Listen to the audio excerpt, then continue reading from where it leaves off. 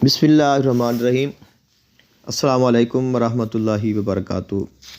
जी किबला शाह साहब, अपने और आदो वज़ाइफ के हवाले से चंद एक बात आपसे ज़िक्र करनी है। जो मेरा तरीक़ाकार है ना, ये जो मेरा मामूल है वो आपको ज़िक्र कर रहा हूँ। सबसे पहले तहज्जुद की नमाज़ के लिए कोशिश करता हूँ कि बेदार हो जाऊँ। तहज्जुद की नमाज़ में अमूमी तौर पे तो 2-4 नफल तहज्जुद के पढ़ लेता हूँ, और उसके साथ अगर कोई अमल किया हो तो अमल की हाजत के साथ भी कोई नफल पढ़ लेता हूँ। बाद दफ़ा कोई केस मुश्किल आ जाए तो उसके लिए भी पढ़ लेता हूँ।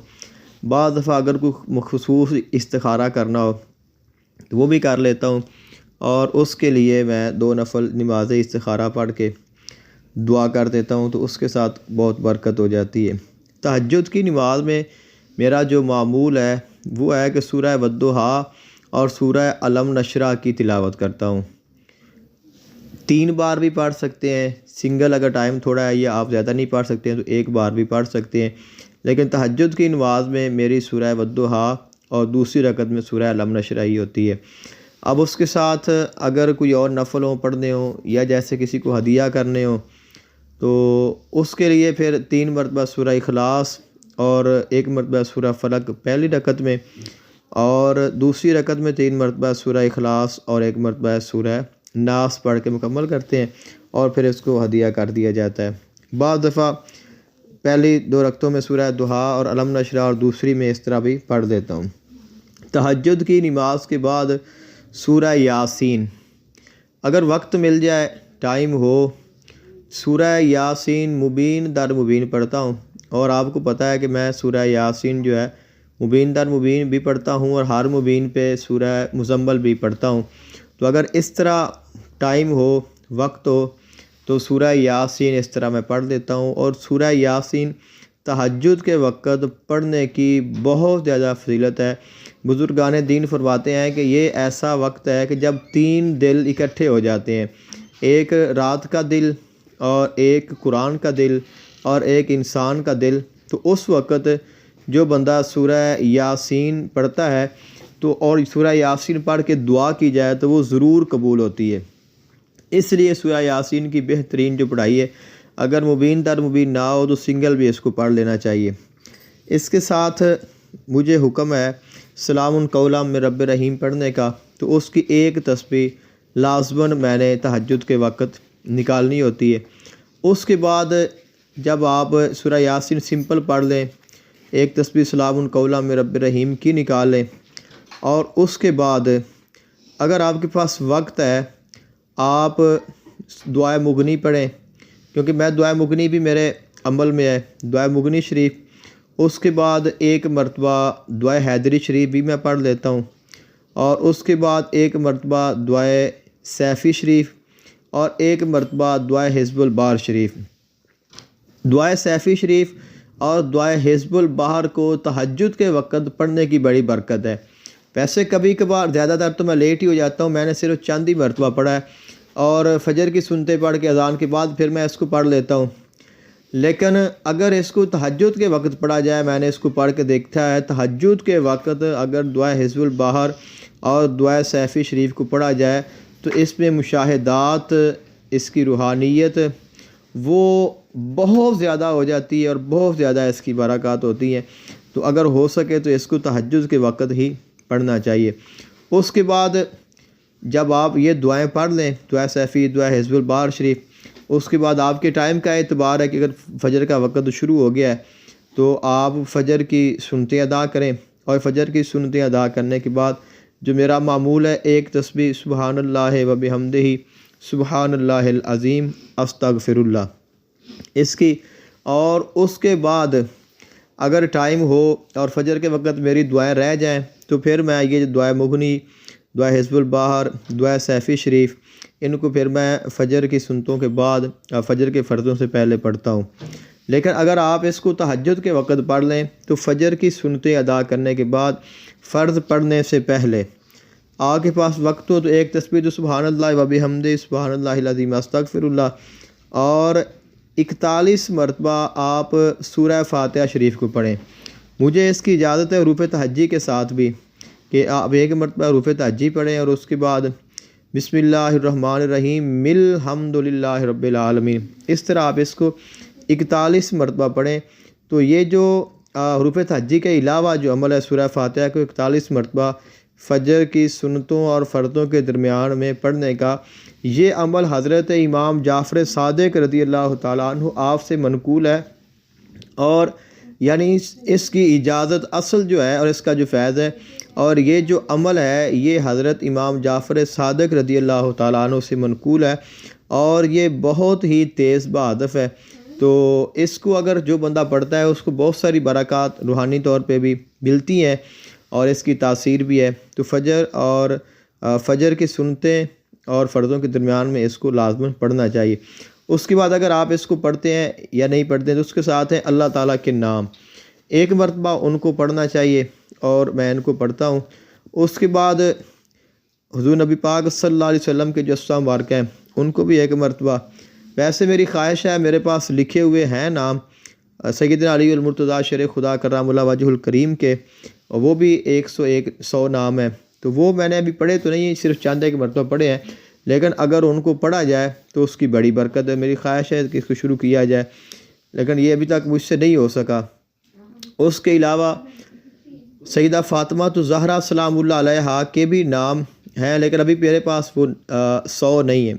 मौला अली अलैहिस्सलाम के जो 100 नाम हैं, सैयदा फ़ातिमा ज़हरा सलामुल्लाह अलैहा के नहीं है। अगर वो भी मिल जाए तो उनको भी एक मरतबा पढ़ा जाए। और उसके बाद हुज़ूर शेख अब्दुल क़ादिर जिलानी महबूब सुबहानी गौस जिलानी रज़ियल्लाहु ताला अन्हु, आपके भी 100 नाम हैं, मुझे अभी तक वो नहीं मिले हैं, लेकिन अगर मिल जाए और उनको पढ़ा जाए तो इसकी बड़ी बरकत है और मेरी ख्वाहिश है कि इनको पढ़ा जाए। अब उसके बाद जब फ़जर की नमाज़ पढ़ लें, फ़जर की नमाज से पहले एक मेरा काफ़ी साल पहले मामूल रहा है और वो ये है कि दुआ हैदरी शरीफ को एक मरतबा पढ़ें और उसके बाद एक दुआ है हज़रत सैयदना अली अल मुर्तज़ा शेर खुदा से मंसूब है, दुश्मनों के तस्खीर दुश्मना के नाम से, अल्लाहुम्मा सख़िर ली आदाई कमा सख़त रिहा अलै सुलैमान इब्न दाऊद अलैहिस्सलाम। ये शमशाबस्तान में भी मौजूद है और अमूमन भी मिल जाती है और इसको 11 मरतबा पढ़ा जाए। ये दुश्मनों को मुसख़्ख़र करने के लिए बड़ी बेहतरीन है। और उसके साथ एक और दुआ है जो शमशाबस्तान में ही मौजूद है, जामिउल मतलूब बदाफ़िउल मकरूब। ये दुआ बड़ी कमाल की दुआ है और इसकी बड़ी तासीर है और ख़ास करके जितने भी ये सयारे, ये इल्म नजूम है, जितनी भी नहूस्तें होती हैं, इन तमाम से बचाने के लिए बहुत ही बाकमाल है। और इसके और भी बहुत सारे फ़ायदे हैं जो इसका तर्जुमा पढ़ के इंसान को पता चल जाते हैं। तो अगर इनकी ज़कात अदा की जाए तो बेहतरीन है, लेकिन इनको 11 मरतबा फ़जर की नमाज से पहले अपने विरद में रखा जाए तो बड़ी बाकमाल है। अगर फ़जर से पहले आप इनको नहीं पढ़ सके हैं तो आप फ़जर के बाद भी इसको पढ़ सकते हैं। जब आपने फ़जर की नमाज़ पढ़ ली है तो उसके बाद जो आपकी तस्बीहात हैं, अगर आपने पहले यासीन नहीं पढ़ी है तो अब आप पढ़ लें। अब उसके बाद मेरे पास एक और अमल है जिसकी मुझे इजाज़त है, वो भी अल्लाह ताला के नाम है, दुआ हाजात है।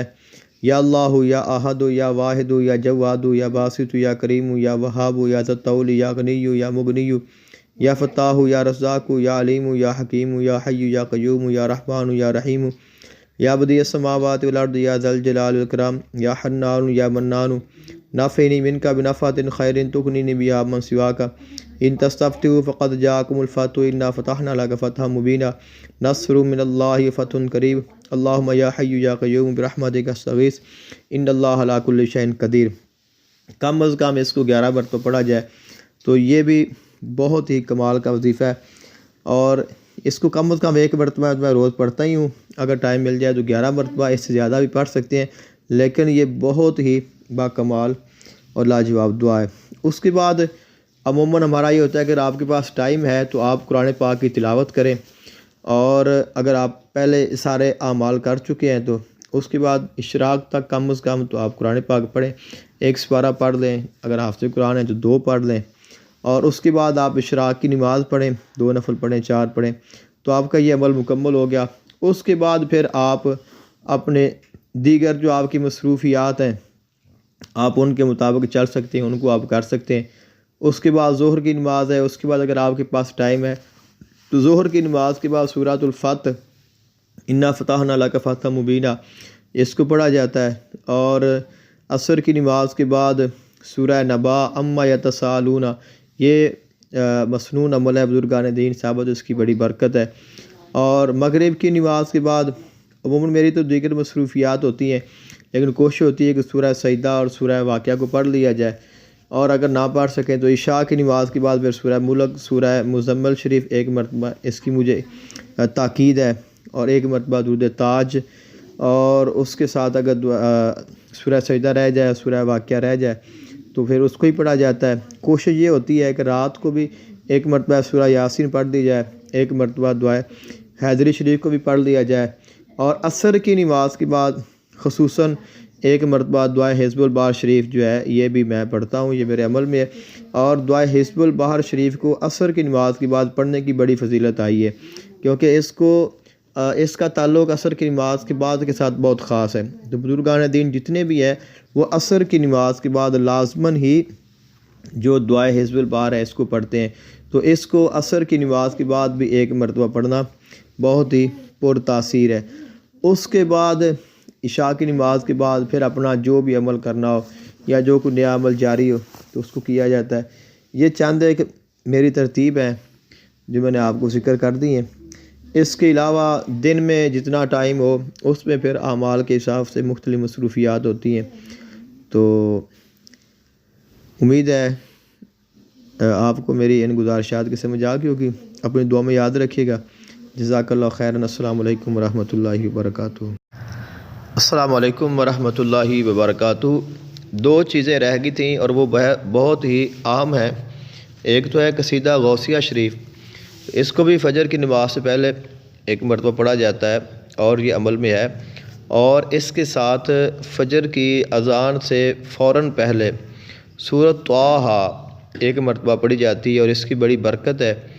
तो सूरत त्वाहा को तकरीबन 10 मिनट पहले अज़ान से शुरू किया जाए, यानी उसी वक़्त ही सूरत मुकम्मल हो और उसी वक़्त ही अज़ान का वक़्त शुरू हो जाए। तो ये इसका तरीक़ाकार है। आप 5 मिनट में पढ़ सकते हैं, 10 में पढ़ सकते हैं, क्योंकि ये आधा पारा है।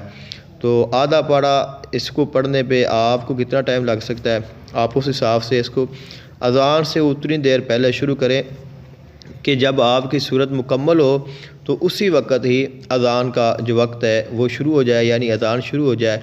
तो इसकी बड़ी बरकत है। वैसे भी इसके अपने फ़ज़ाइल हैं, जादू के लिए, जिन्नात के लिए, असरात के लिए, आसिब के लिए। और इसका जो ख़ास ये अमल है ये रिज़्क़ के लिए है। जो बंदा इस पे अमल करता है अल्लाह ताला उसके लिए रिज़्क़ के दरवाज़े खोल देता है और अल्लाह ताला उसके लिए नए रास्ते पैदा फरमाता है। तो ये दो अमल थे जो पहले रह गए थे, तो अभी मैंने इनको भी ज़िक्र कर दिया है।